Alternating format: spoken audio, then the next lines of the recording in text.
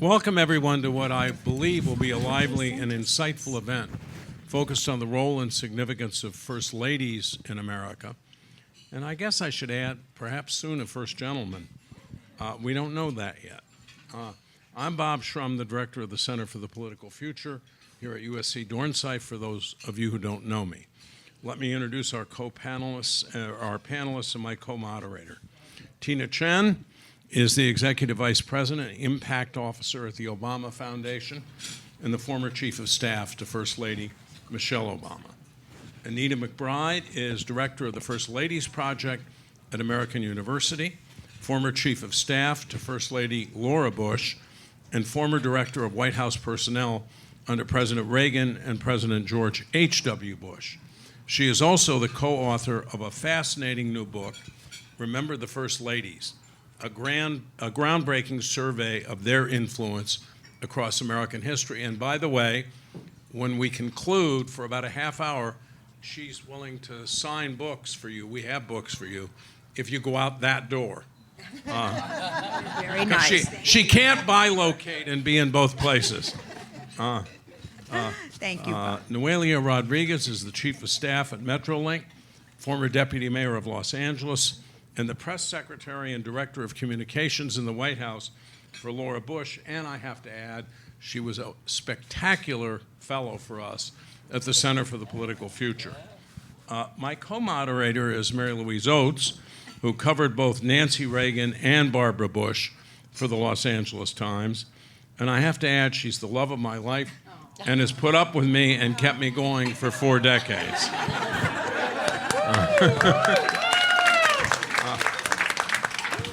We'll have a conversation with the panel for about 40 minutes and then take questions from our audience.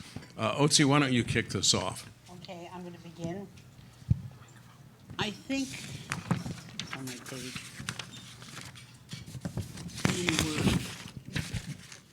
okay.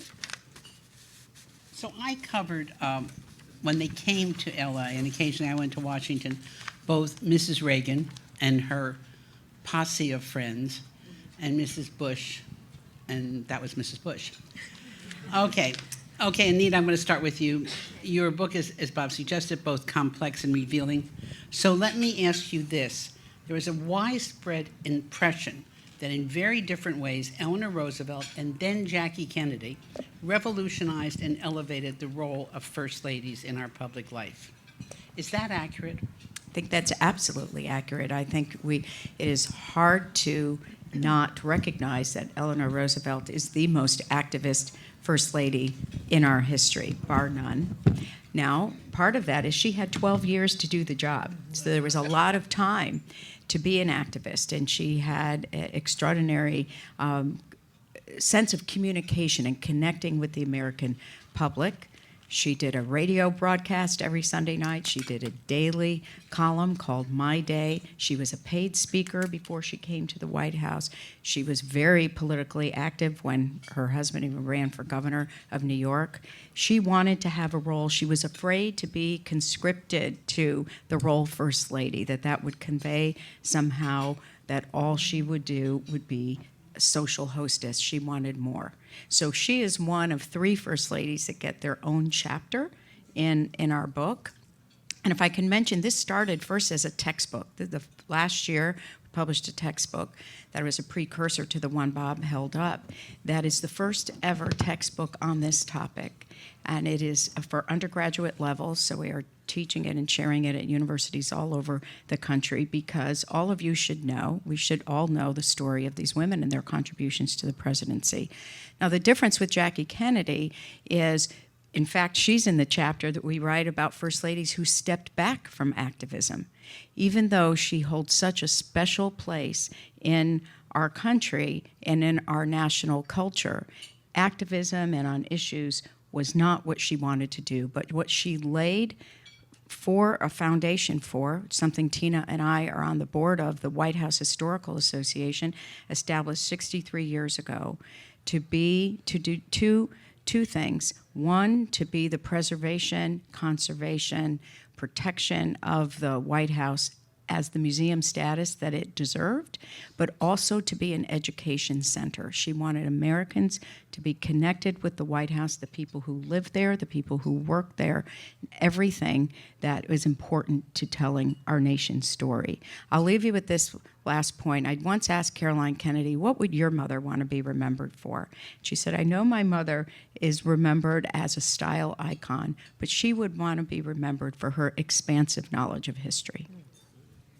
Yeah, it's interesting because most of the people here don't know this, but until she became First Lady, presidents would routinely throw furniture out of the White House and refurnish it in whatever the style of the moment They was. wanted. That's right. I mean, Exactly.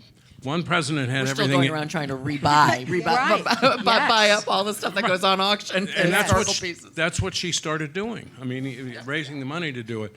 But one president had actually, or First Lady had actually painted much of the White House in pink. Maybe Eisenhower. I wasn't going to say Not that. surprising.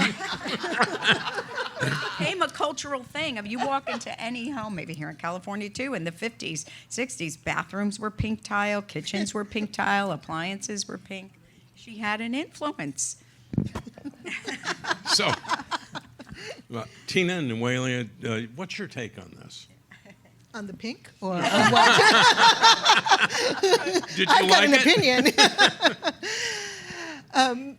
Well, in terms of influence of the First Ladies, of course, growing up, I think we're probably all in the same generation. It was Jackie Kennedy, Jackie O. Later was the role model for all of us. And of course, we remember when, after President Kennedy was assassinated, how she was just so meticulous about the ceremonies afterwards and really has set the trend for what was going to happen in later years. But we were talking a little bit earlier about how, even thinking about if there's a possible first gentleman, will he be talked about in terms of the designer, who designed his suit, how is he wearing his hair, what's the menu item, because I know that we've had that experience in our respective roles, and certainly with Laura Bush, when she first came into the White House with President 43, she was often asked, are you going to be more like Barbara Bush or like Hillary Clinton? And she would always say, I'm going to be Laura Bush. And she did not like the word role in terms of the First Lady because it just felt too conscripted and it didn't give her the latitude, or she felt it might have not given her the latitude to do what she wanted to do. She had a great passion for literacy because she was a librarian. And she was a teacher first and then a librarian. And then later on, early in the administration, she took on the mantle of heart health for women and awareness. And I remember one time we were out and she was giving a speech, and I want to say it was in Missouri, and she was talking about how the symptoms for heart health and heart attacks are so different for women than they are for men. And later on that night, there was a woman who had been in the audience, Joyce and Cohen. she was having the symptoms, and she went to the hospital, and she was having a heart attack, and she never would have done that if not for Laura Bush. So that's just a small micro example of the influence because of the activism that she had. But I've got other stories, Barbara. We'll get going. You're going to have the opportunity to tell them. Thank you. Well, the thing I learned as Mrs. Obama's chief of staff as we traveled around the world, that this role that we have in the United States for this activist, high visibility platform for the spouse is pretty unusual. So, for example, the wife of the prime minister in the UK, I learned, has one staff person only. And that staff person is half paid for by the party and only half paid for by the government. That's it. Whereas, we have, there were entourages and many offices, the social office, a press office, policy offices working, for the First Lady. So it is unusual for around the world to have this platform. But it is, we used to laugh because it comes, of course, with no statutory definition of a role, so it doesn't exist in the statutes anywhere. No salary, by the way, which Mrs. Obama used to point out every now and then. I'm the one here without a salary. But then also no particular mandate, which can be a little daunting as you step into, this space. When we first started, Mrs. Obama knew, which I'm happy to go in more, but obviously Let's Move was the first, and she knew that from the campaign. And raising her kids, she'd said that on the campaign trail. I'm experiencing this. The pediatrician had told them the kids were eating unhealthily. And then also from the campaign, she had met a lot of military families and learned those issues. So those two initiatives were very quick out of the bat.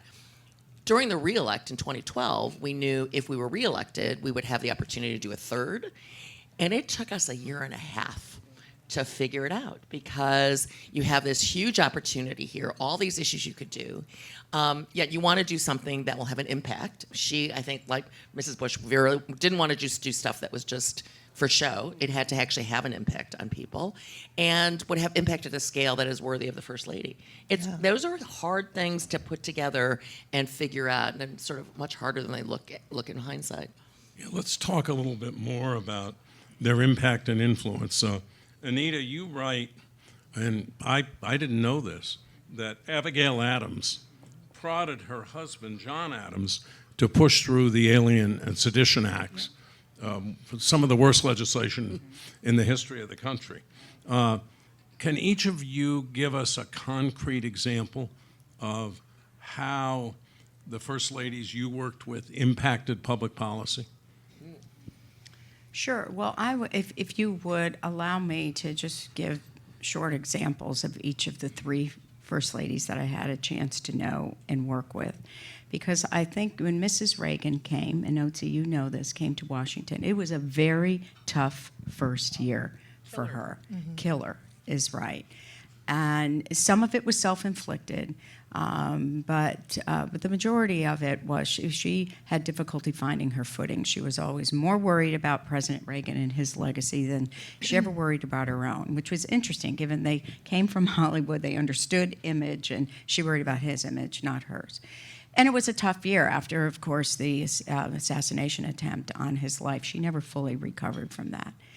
But her focus on drug abuse for young children in this country, even though it had a very simple term, just say no, it was somewhat diminished in popular culture or in media, that it was too simplified. But it really did have an impact. And she cared about this. I mean, the Reagans came from California. They had a lot of friends whose children had issues with drugs. So she did care about it. And she tried to convene women, first ladies, counterparts from around the world on this issue. And incidentally, is the first lady ever to address the United Nations, and that was the topic on drug abuse.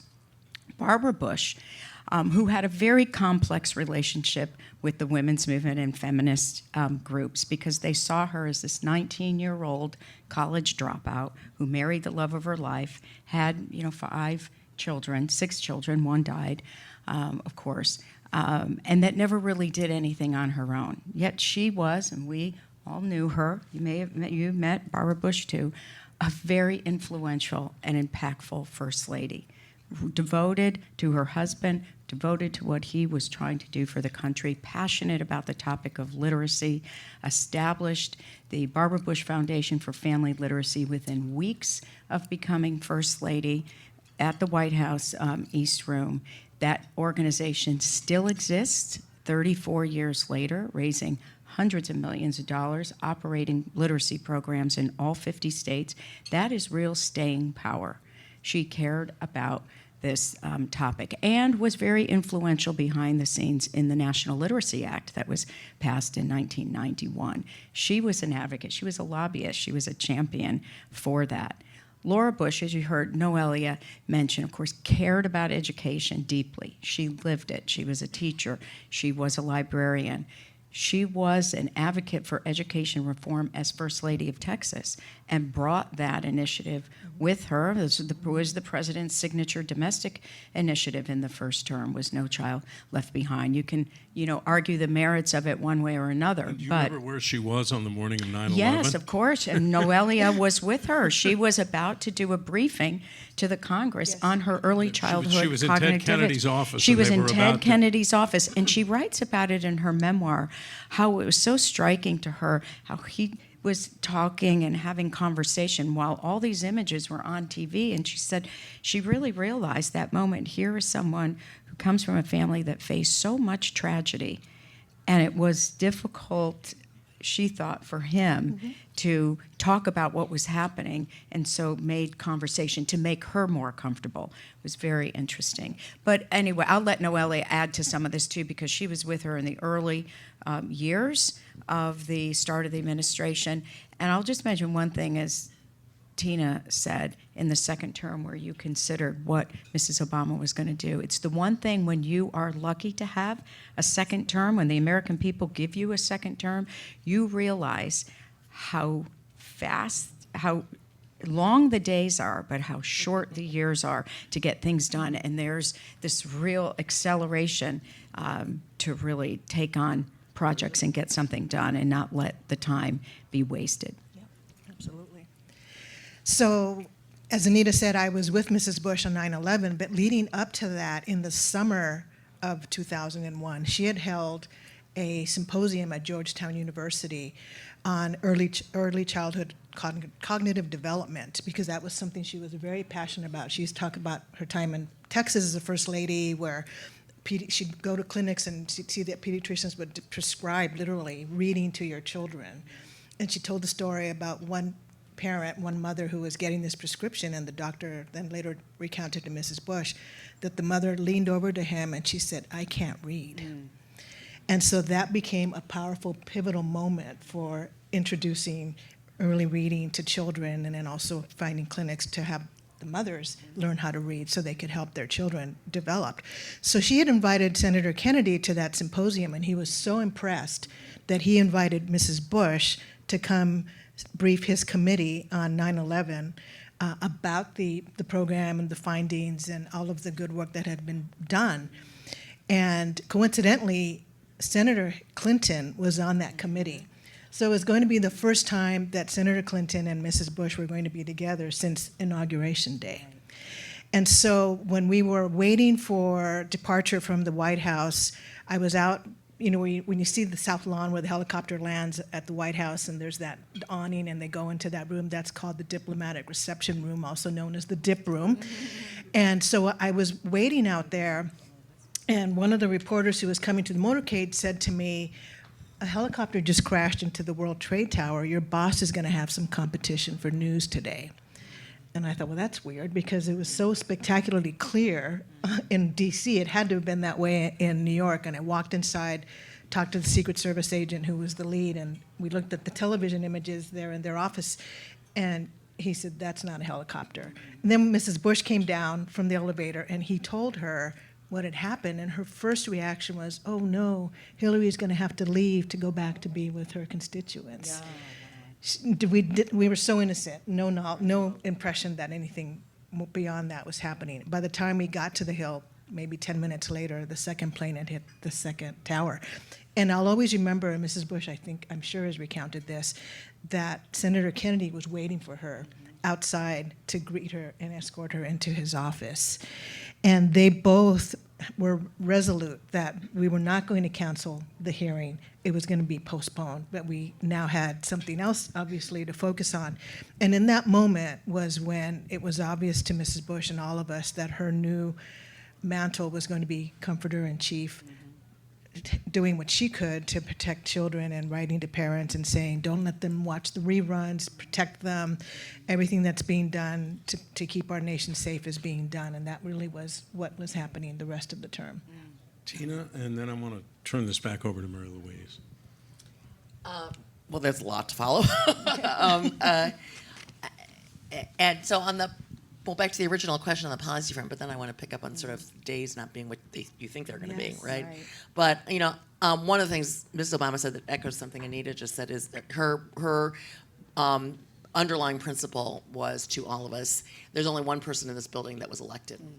And it is his agenda that carries, and whatever we are doing in any given day needs to advance the president's agenda, or else why are we doing it? And so, all of our initiatives, like Let's Move, let's use that as the example, were rooted in policy. So it was all bound up together with what we were doing around pushing through the Affordable Care Act and healthcare reform, Let's Move is remembered for her doing jumping jacks on the lawn and the fruit and vegetable garden, and getting all of you who are very young at, we're changing your school meals. Some of you unhappily so, I know, because you couldn't get your sugary, snacks and cookies. drinks anymore. Yes, there were little protests. You guys are probably younger than that, than the teenagers at the time who were protesting us.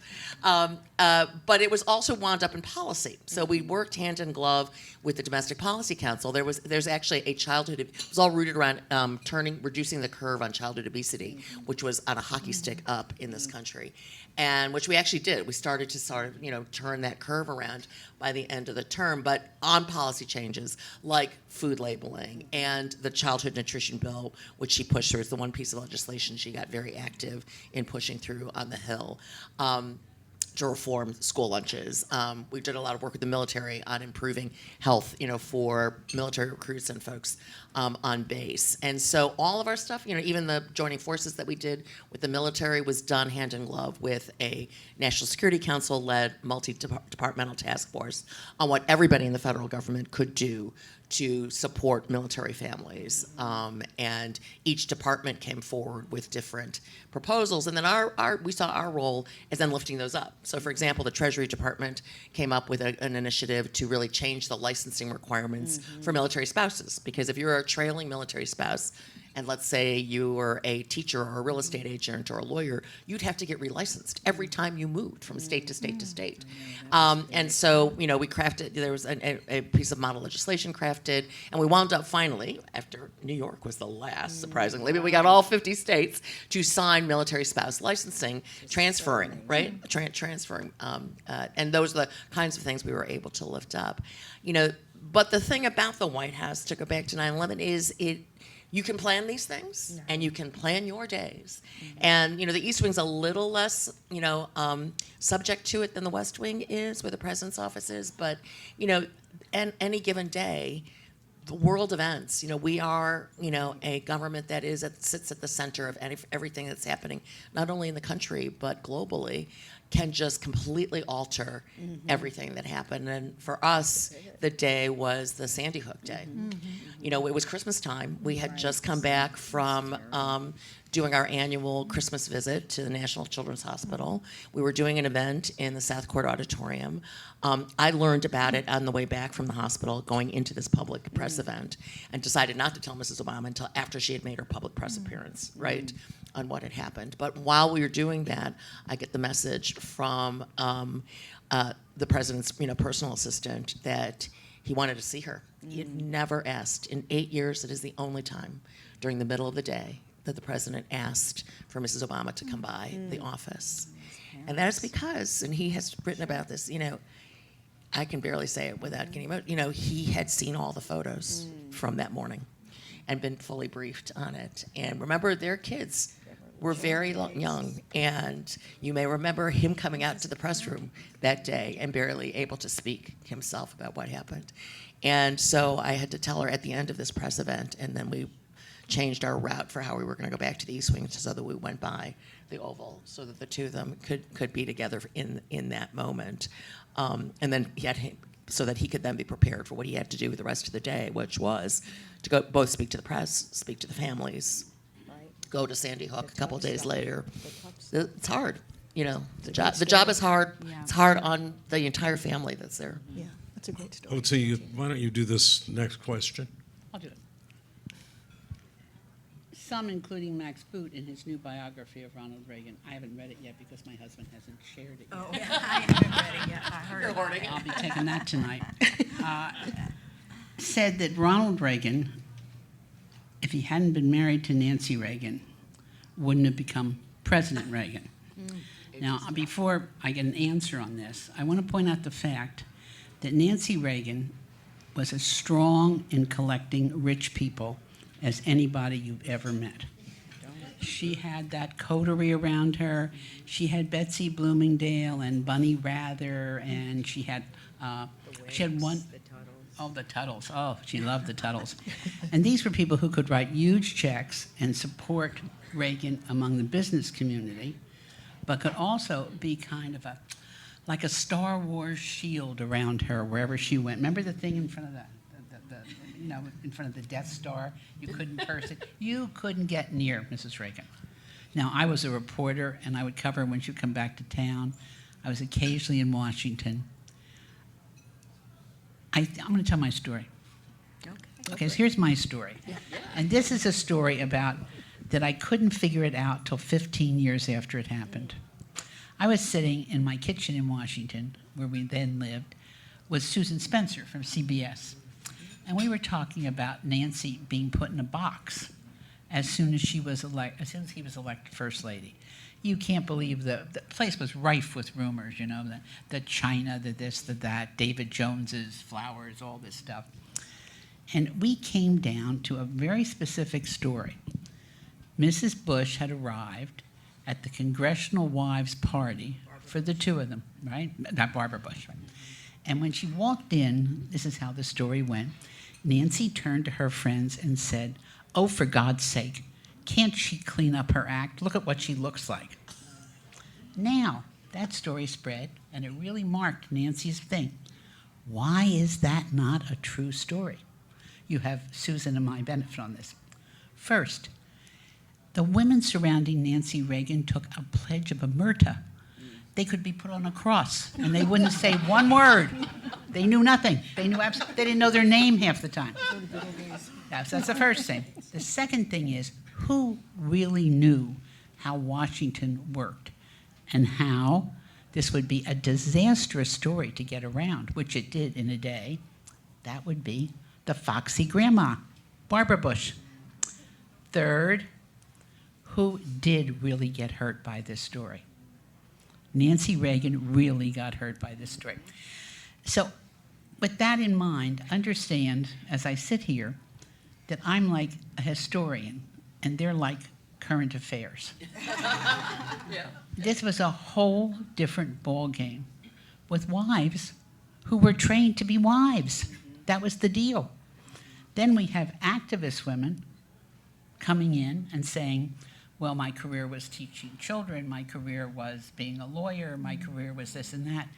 And so it's a whole different ballgame. That's why you have to read the book. It's really good. So how helpful are the current crop of wives in getting their husbands elected? Well, Or I'll I should just say maybe something. spouses. Yeah. Politics is a family affair, no doubt about it. If a candidate decides they're going to run, the family's all in, whether they want it or not. I mean, famously, remember, Barbara and Jenna Bush told their father when he said he was going to run for president, "You're ruining our lives." Yeah. He said, your mother and I raised you to lead your life. Yes. We will lead our life. And so, to your point, it is a family affair. Everyone's all in. I would like to say, and I'll let my colleagues up here respond to that as well. But I do want to say something about the Reagan example. Ronald Reagan always said his life started with Nancy Reagan. So the fact that it is no surprise that she was so influential to all of the public roles that he took on, running for governor. That group of donors was way back to the gubernatorial days. It didn't start with the presidential days. She saw in him something great, and she spent her entire married life trying to prop that up. The story about Barbara Bush and Nancy Reagan, it was a very complicated relationship between those two women. I think Mrs. Reagan looked at Barbara Bush. It had a lot of the things that Mrs. Reagan didn't have. Yes. A loving family life, children and grandchildren that were around them all the time. That wasn't the Reagan's experience. I think, too, Mrs. Reagan, don't forget, George H.W. Bush ran against Ronald Reagan for the nomination in 1980. It was the voodoo economics comment. Nancy Reagan never really got over those things, and so never completely embraced or trusted is maybe too strong of a word, but I think you get my point. Where that didn't translate, though, is the relationship between Ronald Reagan and George H.W. Bush was a wonderful relationship. And President Bush adored President Reagan, and I think, and I know, that was mutual. But again, the wives have an impact on the impression that people have about what goes on in the White House, the relationships between the president, the vice president, the family. It does, yes, they're trained to be wives, and they don't want to be the distraction in the story, but sometimes it happens. I can't remember ever covering, and I didn't cover it constantly, Mrs. Barbara Bush, and seeing her surrounded by a group of friends. Friends from years and years and years and decades. Years ago. Decades. Decades. Yes, exactly. But it was not that same kind of a phalanx coming into the ballroom, Okay. I can say for getting elected. So Mrs. Obama, unlike Nancy Reagan, was not necessarily keen on all the various, yes, dragged in was the right word. As President Obama kept moving up, and especially, and it's well reported on her reluctance during the decision to run for president. But once he decided, and once they had a pathway to try to do it, she was, of course, all in. And it's sort of hard to remember now because they're both sort of very iconic. But back in 2007, he was Mr. Longshot. I mean, black guy, funny name, running against Hillary Clinton and Joe Biden. Within his turn. Joe Biden. That there was a whole long list of people in the Democratic primary. You remember it well, right? And going to Iowa, right? Iowa's the first caucus state. And that was the key. Had we not won Iowa, it's not entirely sure that would have happened. Look, Iowa was used as the proving ground that yes, a guy named Barack Obama, from the south side of Chicago could get elected. If you could get elected in a place like Iowa, then that was the proving point, even to actually black voters who did not think. Up till then, black voters had preferred Hillary Clinton Yes. to Barack Obama because they thought he could not win. Right. Wow. And part of that appeal to folks in Iowa was Michelle Obama. Because remember, Barack Obama has this very exotic childhood, right? He's raised in Indonesia. He has this complicated family. His father abandons them. And he's got this incredible mother, but she's all over the world. Leaves the son with the grandparents in Hawaii. Like, who grows up in Hawaii, right? This is a movie. Right. There have been some. But it was Michelle Obama's story, right? Yes. That is rooted in a common middle class, working class experience, right? Nuclear family, living in a home above her aunt on the south side of Chicago with that family around her, raised in that neighborhood, going to the neighborhood schools, father working in a water plant, mom working, as a secretary and then staying home. That story, and then when she told it in backyards in Iowa, that resonated. And I would submit without that story, right, to root Barack Obama in a common experience that was more relatable than what his own personal story would have been, was a huge part of how we win Iowa, how we come close to New Hampshire, how how the cascade then starts to happen. And look, this is the thing about my boss, is that when she's in, then she goes all in, and you can tell, like, from the convention speeches, right? She has now become this iconic speaker and leader and messenger on these things. But it took a while to get there. But I would say that became really that first story, because I was right there in those early days, and her ability to relate to people with a common background, despite the fact that we might be ethnically different, look different, but that relatability that she had. He's the thinker, she's the emoter. That was the difference in the two convention speeches a month ago, right? She's the emoter, and that connection was really key to him becoming president of the United States. One thing we didn't mention about Nancy Reagan when we were talking about it was she had, we now know, a decided influence on public policy. Absolutely. She was very antagonistic, quietly and effectively so, toward the people in the administration who were hardest line and really wanted confrontation with the Soviets. In the end, she was the one who pushed her husband to finally, took him a long time, do something about the AIDS crisis. Did you could comment on that, or talk about the first ladies that you worked with and what impact they had on some of these major public policy events, or did they just stay out of it? Noelia?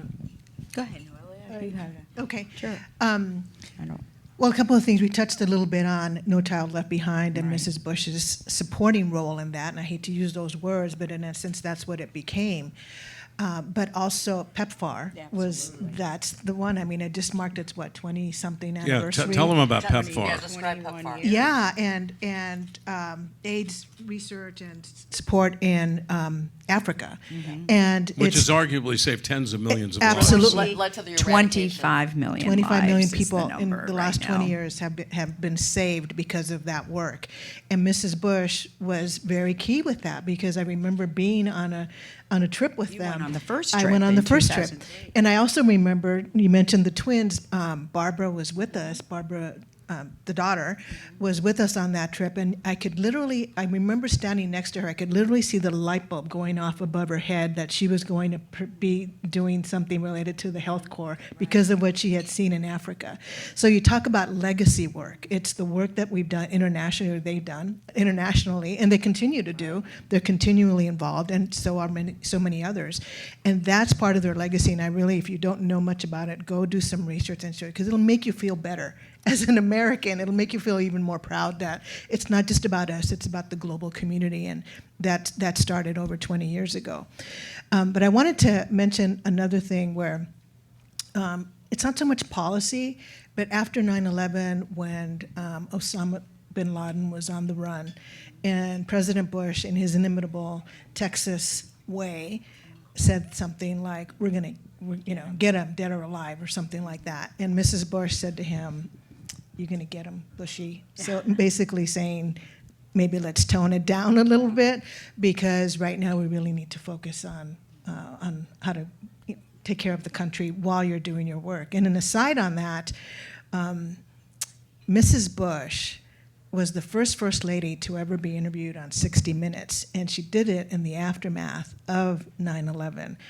Not an easy decision, because those of us, and you know better than I do, Oates, all of us, that when 60 Minutes calls and you're the press secretary, you want to run the other way, because it's not going to be a fun experience. But I knew that this was going to be, if there was ever a moment, this was the moment. And so she did the appearance, and Leslie Stahl literally came down, because there were still no planes. She came down by train from New York to do the interview at the White House, and President Bush was not very happy about it ahead of time. And in the briefing in the residence, I'll never forget, he was almost scolding me. Not that he ever did, but in the only way I interpreted it that way. What is she going to say if she gets asked this, that, and the other? And I was just standing there as solid as I could, and Mrs. Bush was standing right next to me. And then she put her hand on my arm, and I said, well, Mr. President, this is what Mrs. Bush is going to say. And then I looked at her and I said, you are going to say that, aren't you, Mrs. Bush? It was such a sweet moment, but a serious moment. And that interview went over so well, and it did so much to lay the groundwork for what we were doing. And by that December, Barbara Walters named Laura Bush as the most fascinating person of 2001 because of her work. And that, though not policy, it affected the image and the branding of the White House at that moment in time. Anita, I interrupted you. Sure. You were going to say something. No, but I think that's such a great example of how, Laura Bush came into the White House with that first question, who are you going to be? Yeah. Laura Bush or Barbara Bush? She was so underestimated and so typecast. And the thing is, Laura Bush, all the people I've ever met, she draws from her own inner reserves. She is solid, she knows who she is, and she always has the right thing to say. It's remarkable for someone in public life like that, with the spotlight on you all the time, to not make a mistake. And it wasn't contrived, it was real. Comfortable in her own skin. And comfortable in her own skin. She knows, who she is, she knows who they are as a family. It was a great example of somebody to work for. I know you feel the same way about who you work for. We're very lucky. But I have to go back now. What was the question? I'm sorry. Was there a time Yeah. she had a big impact on public policy? Oh, which sure. Sure. The PEPFAR example, President's Emergency Plan for AIDS Relief, absolutely. I mean, we did it the second term, went to 15 countries in Africa where primarily this initiative was being launched. And frankly, we couldn't do it without partners. And the biggest partners were the faith-based community because they were the only trusted source to distribute all of these medicines. So she had a profound influence on that, I think. And I mentioned, other on public policy, of course, Barbara Bush on literacy. I think, going back in history, Lady Bird Johnson and on the environment and conservation. This is our nation's first conservationist First Lady. She really cared about our natural landscape. She wanted Americans to care about our natural landscape, our country, and to take care of it.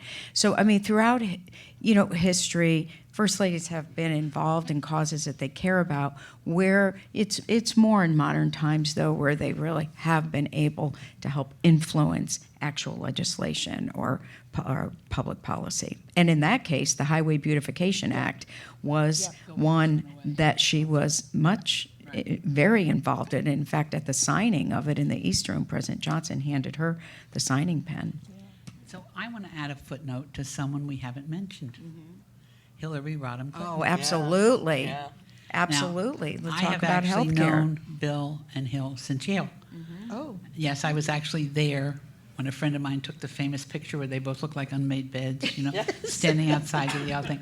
I was in one of the pictures. I looked very cute because I was going home to see my mother. But she can be, in all truth, a little stringent. Sure. She can be a little cold. But then in 1998, 97, 98, she asked me to go with a group of women to Northern Ireland, where my grandmother came from for Vital Voices. And I got there, and 3 days later I was kidnapped and taken to Derry, and they said, you're going to stay on. And Bob was great. His office ran this volunteer operation for 7 years. We trained hundreds and hundreds of women in Northern Ireland That's great. to participate. Oh, I mean, I had everybody. Anybody who ate dinner, we can come over with us. You can come over, we'll give you a plane ticket.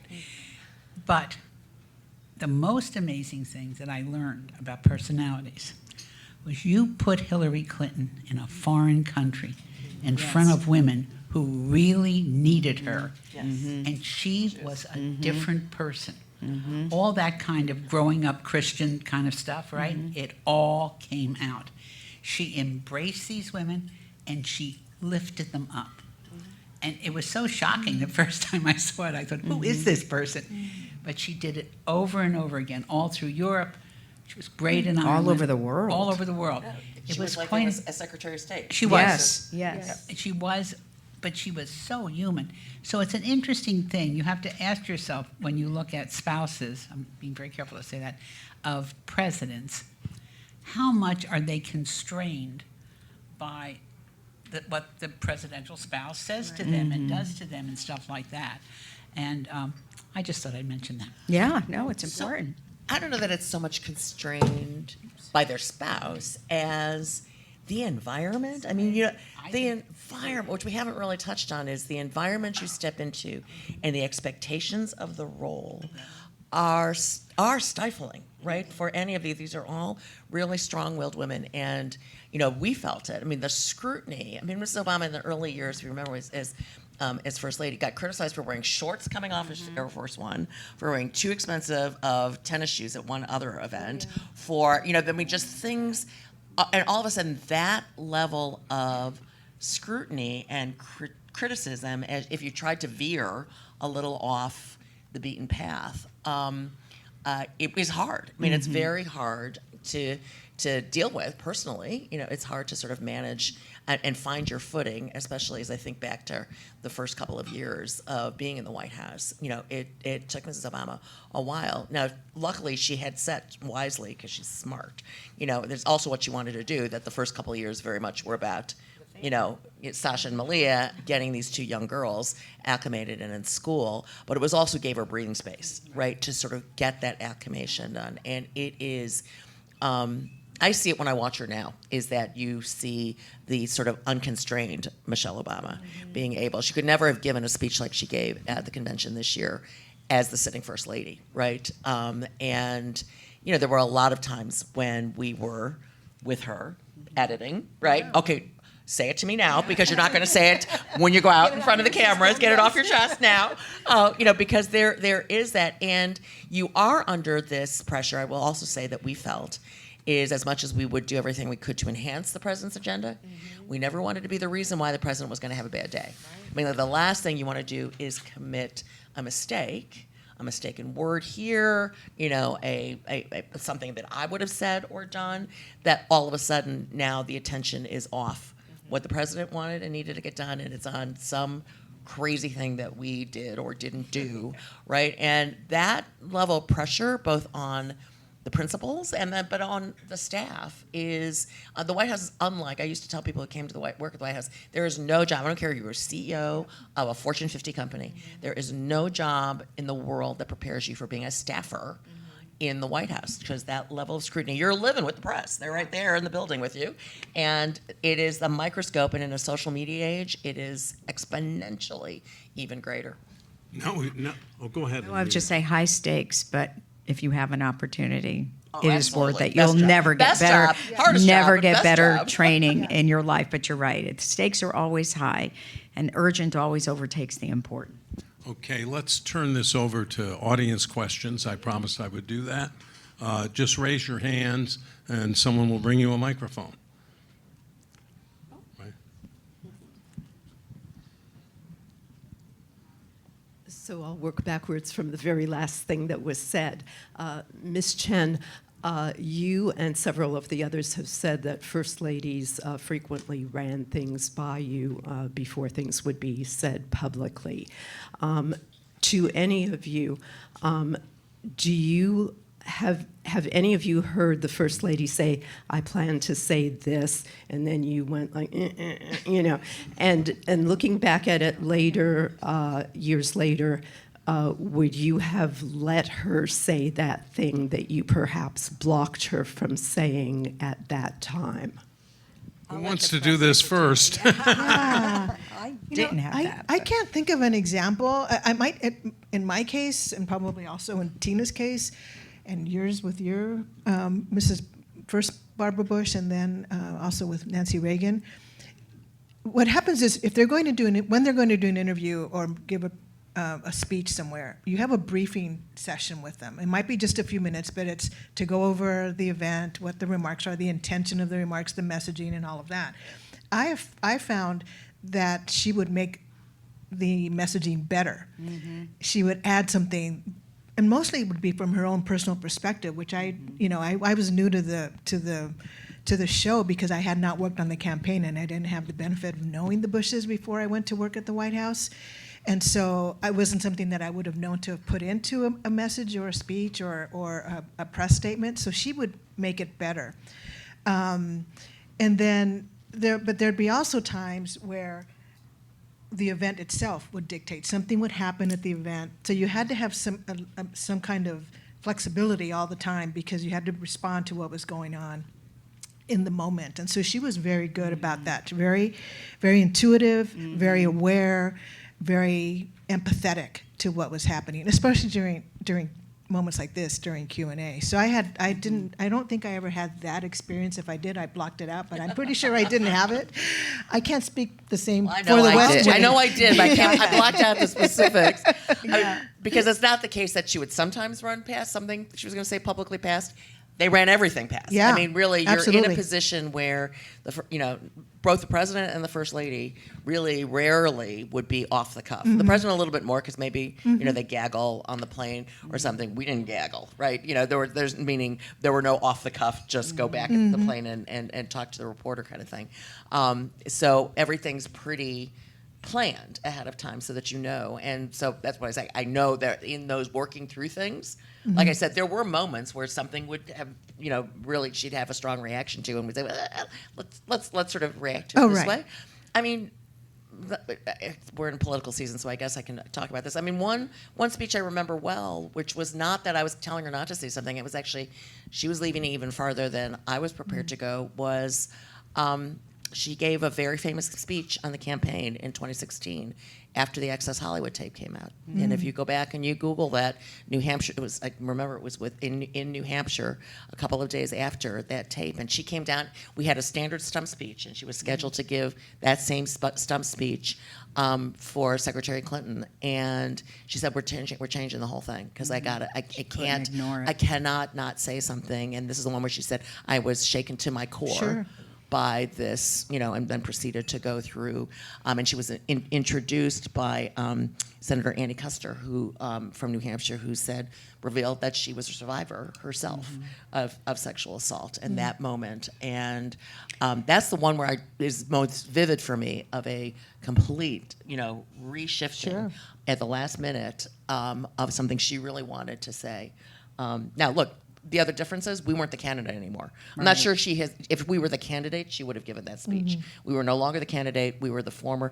That's actually a speech I do not think that Secretary Clinton could have given, which is why Michelle Obama, as the sitting incumbent, not running for re-election. Right. Sure. Campaign person surrogate, could do. essentially, at that point. One quick thing, I will just say Barbara Bush. Barbara Bush's actually direction to her press secretary always was, because Barbara Bush didn't hold back on what she had to say. She said, if I said it, I said it. You don't have to explain away. Now, she worried that some things that she said would embarrass her husband or hurt him, but she was, a person who didn't mince words, and she owned it. Yeah. Someone else? Is everyone here registered to vote? Yes. Those are prerequisites. I just want to tell you what we learned growing up in Philadelphia. Vote early and often. This is great. Thank you for being a great panel and sharing so many stories. I have a question. My name is Bridget. I have a question about sense of humor and how has that played for yourselves as journalists and working, and also with the First Ladies. How did that work? Because you guys are giggling quite a bit. So. You do have to have a sense of humor, and you do have to laugh. I always felt I was just too serious. I always worried the shoe was going to drop, on the other foot. You just didn't want to make mistakes, as Tina said. But I found in some moments, Noelia, you probably had this experience with Mrs. Bush, she could be very funny. And so people didn't really know that about her and would really help cut the tension often. President Obama and Mrs. Obama are both really funny. I mean, they're funny. They like to do jokes on each other. There would be, many moments. So, and you have to. I mean, because it's so high stress. Yeah. I mean, I do think that's what allows people to do the job and stay with it, and keep running for offices in that high stress position. The most successful folks, I think, are the ones who have that sense of humor. I will say. So laughing, I don't know that I've done it here in as much as can, but I do laugh. I laugh a lot. I laugh very loudly. Yeah. And it became the thing that I was known for. Like the president used to. We were one time on Air Force One. We're all traveling. We stopped for a fuel stop.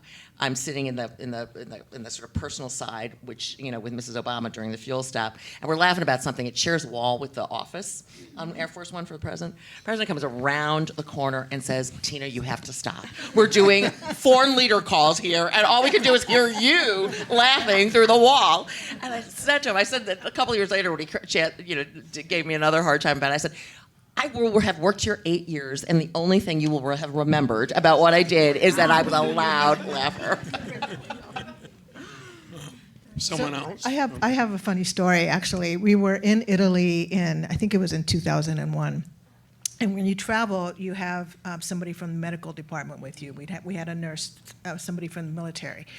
And they always travel with you just in case anything happens, of course, to the First Lady, but if something happens to the staff, they're there as well.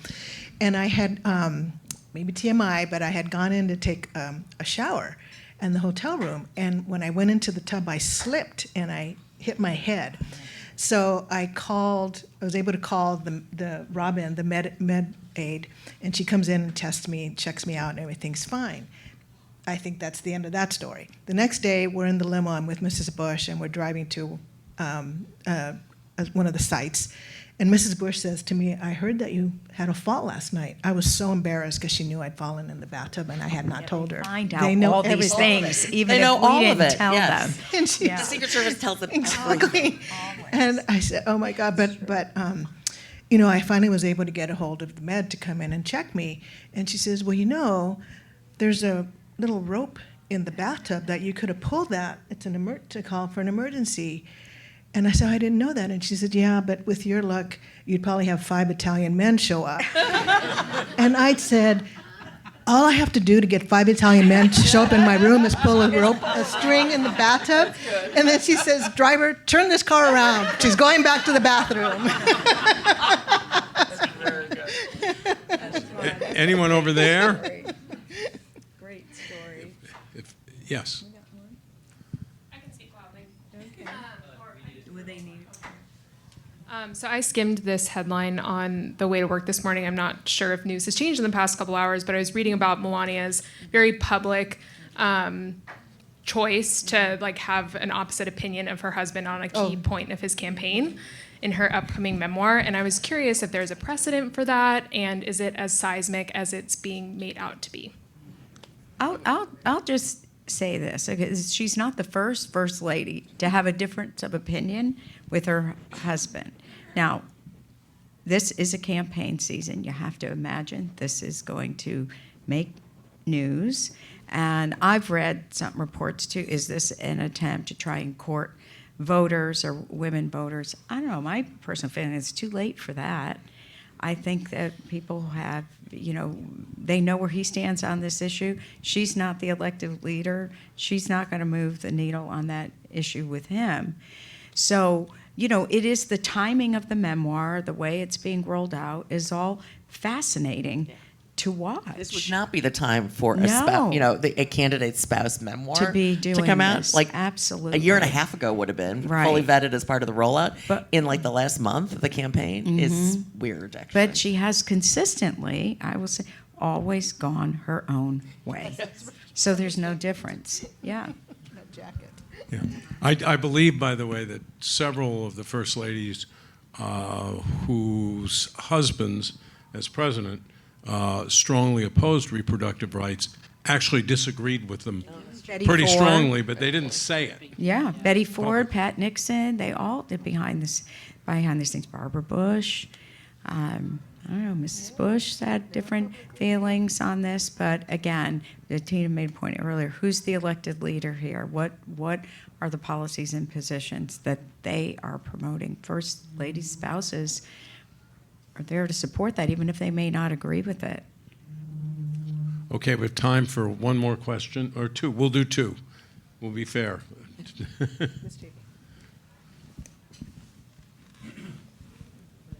Thank you so much for speaking with us. I just wanted to know, for each of you in working with your respective principals, was there ever a moment where you thought to yourself, wow, I'm so glad that I'm working for this First Lady? Yeah. Well, for me, it was every day. Walking into the White House, no matter who your first lady is, you feel a great sense of pride and gratitude. So I felt it every day. And then just a little side story. That first year, right after 9/11, I forgot to mention earlier, the weekend before, the Saturday before, Mrs. Bush hosted the first ever National Book Festival on the mall in Washington. And it sustained years later. Little did we know that 4 days later we would be united as a nation in a different way. But that was also part of her legacy. But that Thanksgiving, because the world had changed, no tours at the White House, everything as we knew it was different. My mom, I was in D.C., I lived alone and didn't have any family around. My mom came out to spend Thanksgiving with me, and the day before Thanksgiving, I had her come to the White House to do the tour, and she was in heaven. But of course, I had told Mrs. Bush that she was coming, and she and the president came in to greet her in the diplomatic reception room, and they had in the Rose Garden, they'd had a photo shoot on the cover of Newsweek magazine. And so I knew they were going to come in from that cross hall, and so I had my mom's back to the door. a surprise for my mom. And then here comes the president. He's all looking all over, where is she, because he was just so focused on my mother. And he puts his arm around her and he says, "Hi, Grace." And my mom looks at him and she says, "Oh my God, you're so much better looking in person." And he said, "No shame, it's the makeup." And they invited us to Camp David the next day for Thanksgiving. So I'm golden in my mom's heart forever and ever. Okay. One, give him, where's the mic? Yeah, great. Right here. Talk loudly also. No. Well, I just wanted to say, first of all, I've gotten so much out of listening to all of you, talk about your experiences in the past. I have a bit of a more historical question. This sort of goes back to the conversation on Reagan, but if any of you have ever seen the movie that just came out about Reagan, do you think that Dennis Quaid one? Yeah, the Dennis Quaid.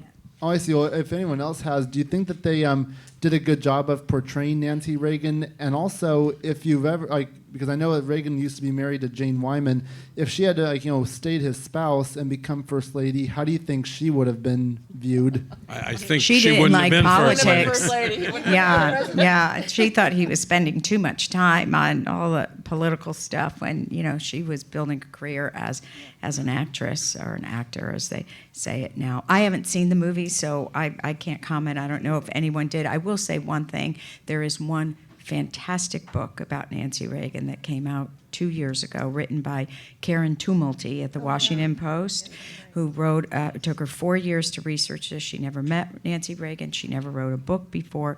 It's called The Triumph of Nancy Reagan. It is an outstanding piece of work about Nancy Reagan and her life, and even people who knew Mrs. Reagan for decades learned things in that book that they never knew.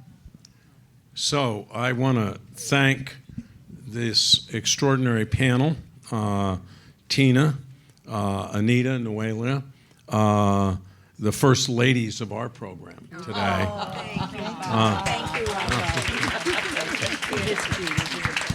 And I want to thank my first lady, Oates, and all of you for joining us in person on Zoom or Facebook or later on YouTube or our podcast. You're invited to be with us again on October 23rd for our panel on election 2024, Where Are We Now? And a week later, we'll do a panel on the home stretch.